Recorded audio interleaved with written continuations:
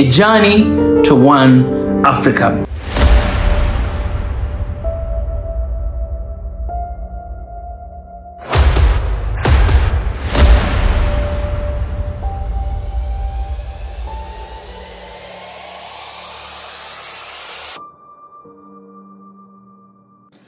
His Excellency President Vladimir Putin, Their Excellencies, the African heads of state and government, the people of Uganda send you greetings and well wishes. I have had the good fortune of watching and participating in freedom activities in our area for the last 60 years plus. In order to understand the struggles we have been involved in, we should be reminded that by 1900, the whole of Africa had been colonized except for Ethiopia.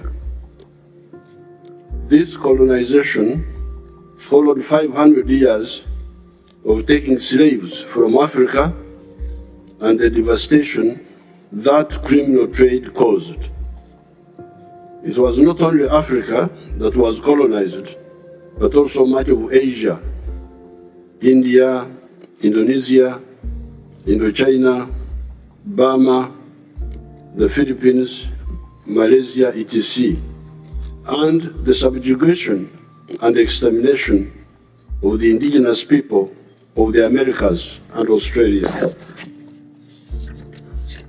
However, these criminal acts by the imperialists, the slave trade and colonialism, provoked the colonized people into launching a resistance movement by some of the black people in the United States of America, in the persons of Du Bois and Pademont, who launched the Pan-African movement. This was the first step.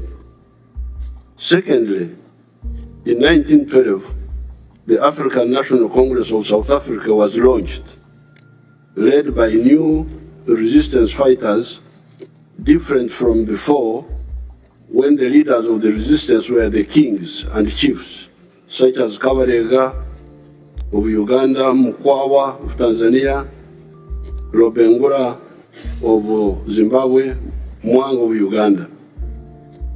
Thirdly, the huge country of the Soviet Union was taken over by communists in 1917, and so was the huge country of China in 1949. Those communists were staunch anti-imperialists.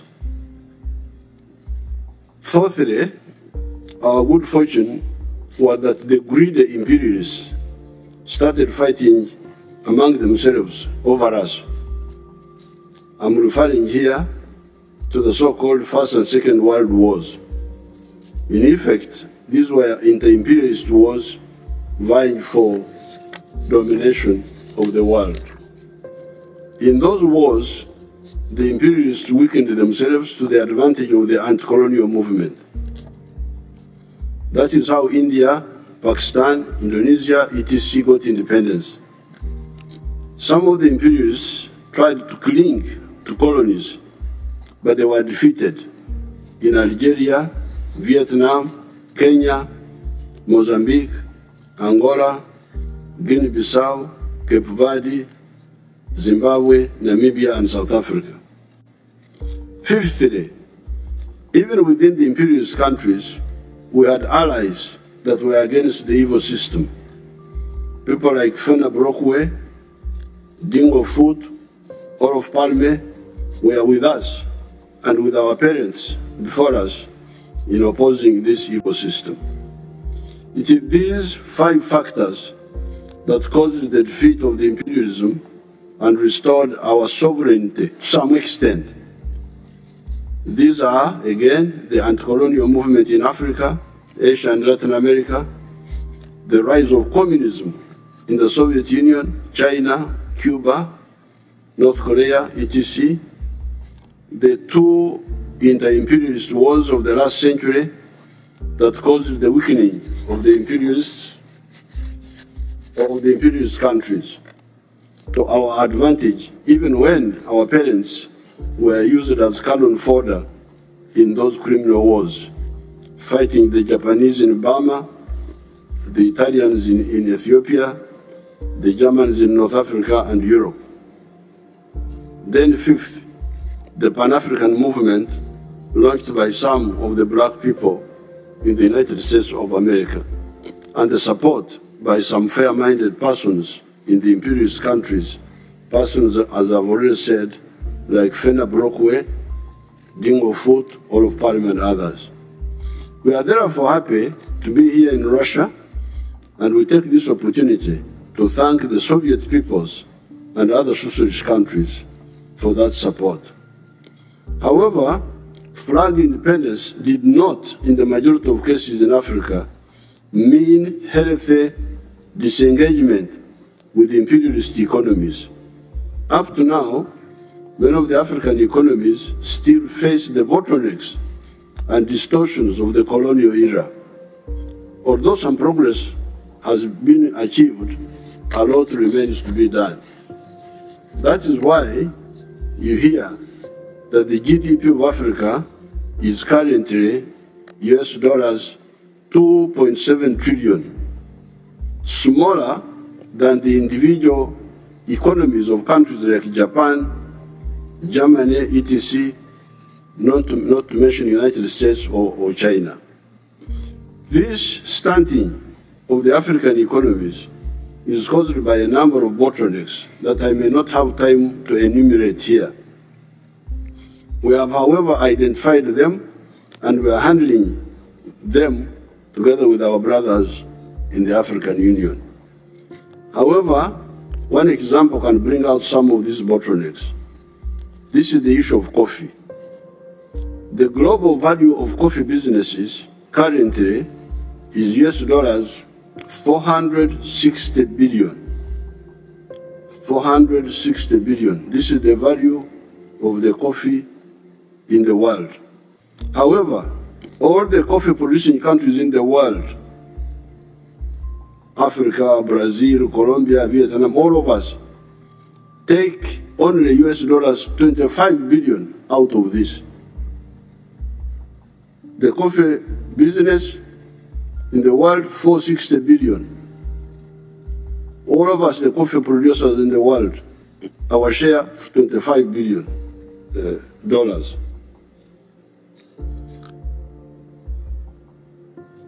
Africa's share is US dollars 2.5 billion. Out of the 460 billion, Africa's share is 2.4 billion. With Uganda taking $800 million, those who are now producing 800 million bags of 60 kilograms each. Germany, a non-coffee producing country, earns US dollars from coffee, 6.85 billion from coffee, more than all the African coffee producing countries. My young friend from Burkina Faso was asking about this, where the problem is. I could see he's very worried, our young soldier there. So you have the answer here. This is part of modern slavery.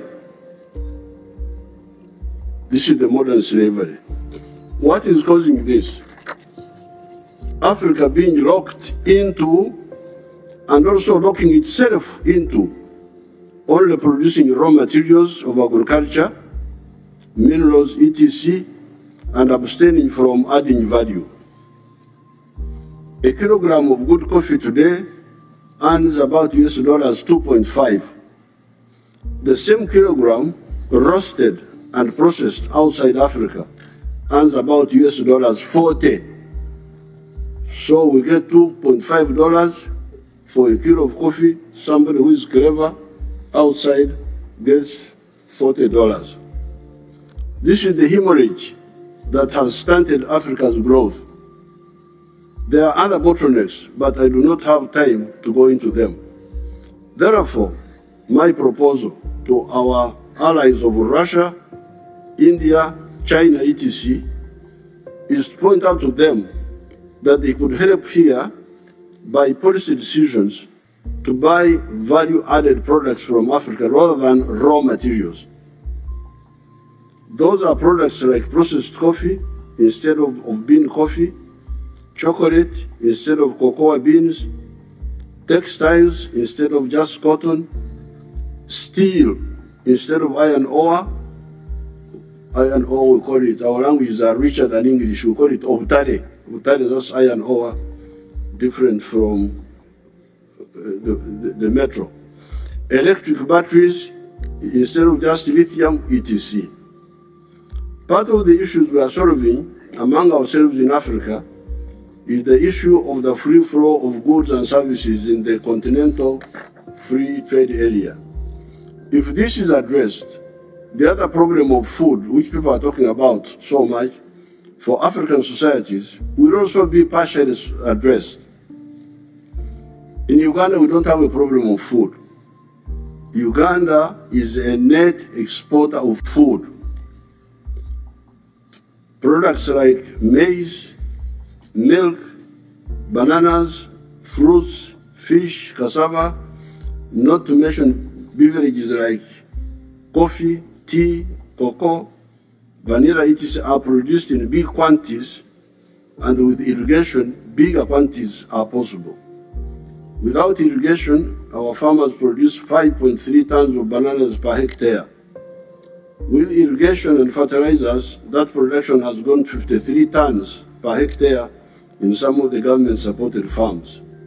It is therefore important for our partners to know that some of the African countries, such as Uganda, produce huge quantities of food, and moreover, food of unique nutritional value, beef with yellow fat, instead of the cholesterol-laden types you get from many parts of the world, potassium-rich bananas, high-cream milk, fish with a nuni neuropathy bladder that is a cure for some maladies, millet with protein, carbohydrates, and iron together.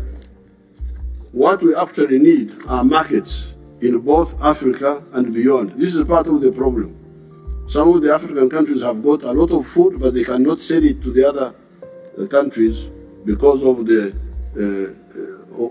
trade barriers within Africa. Secondly, you could also encourage your companies to invest in value addition in Africa. Работать с своими компаниями, чтобы они сами способствовали созданию добавленной стоимости в Африке. Value addition to the abundant raw materials in Africa means more jobs for the unemployed African youth that are dying in the Mediterranean trying to reach Europe, and more money in their pockets. They will then afford to pay for more electricity generated by turbines made from outside, which creates more jobs and money for the turbine producers outside. After some delays, we in Africa are making some good moves. One of them is the CFTA, the Continental Free Trade Area, that is uniting the huge market of Africa of 1.5 billion people. We shall be 2.5 billion in the next 30 years. Remember that Africa is 12 times bigger than India in land area. But until recently, the population of India has been bigger than that of Africa. Therefore, Africa has actually been underpopulated for much of the millennia. The fact that it is the origin of man, Homo sapiens sapiens, 4.5 million years ago, notwithstanding. Today, on account of modern medicine, Africa will have optimal population for the first time in human history. Finally, those who foment wars on account of ideological issues are wrong, and they are time and opportunity wasters. Human history will move on whether they like it or not. Did the religious wars in Europe impose religious conformity in the world? You remember there were people who wanted to make sure that everybody is a Catholic, wanted to make sure, and they were using war, and what happened? They failed. Did Metternich, there was the Austria of the Austro-Hungarian Empire called Metternich, did Metternich's Holy Alliance stop the spread of capitalism and the overthrow of feudalism? When there was a revolution in France in 1789, this revolution was a bourgeois revolution, was a capitalist revolution. Now Metternich was supporting feudalism, and his answer was to launch war to defeat the capitalist movement in France. But he failed. The only justified wars are the just wars, like the anti-colonial wars. Wars of hegemony will fail and waste time and opportunity. Dialogue is the correct way. I thank you. Thank you so much. Большое спасибо. Действительно, колонизация других стран, работорговля сегодня всеми признается как преступление. Это очевидно. Сегодня все с этим согласны. Но не были согласны, когда шла борьба за независимость в Африке. Не были. Это мы с вами хорошо помним. Вот это первое. Второе, получение своего флага, как сказал только что коллега, недостаточно. Это очевидно.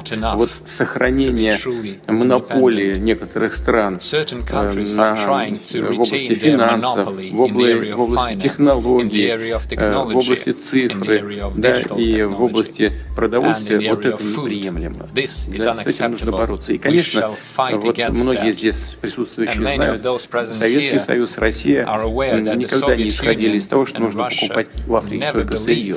Сколько Советский Союз построил предприятий, электростанций, сталелитейных заводов в Африке. Мы должны вернуться к этой практике, как призвал сейчас коллега. Мы будем это делать и на двухсторонней основе, и на международных площадках. Спасибо большое. Позвольте предоставить слово президенту Республики Конго Денису Нгесу.